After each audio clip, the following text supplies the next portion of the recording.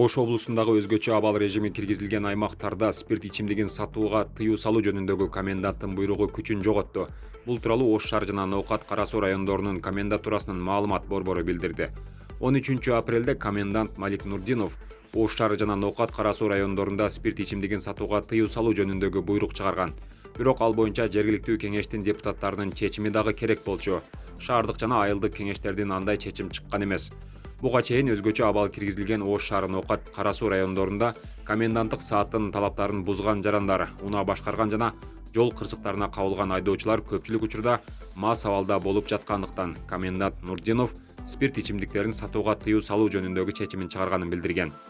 Андан тышкары аталган буйрук өзгөчө абал режими киргизилбеген райондорго тиешелүү болбогондуктан өзгөчө абал жана өзгөчө кырдаал режими киргизилген аймактардагы чектөөлөрдө айырма пайда болуп, Ош шаары жана Ноокат Кара Суу райондорунун аймактарында спирт ичимдиктерин сатууга тыюу салуу жөнүндөгү буйрук 15 апрель күнү күчүн жоготту деп айтылат комендатуранын маалыматында.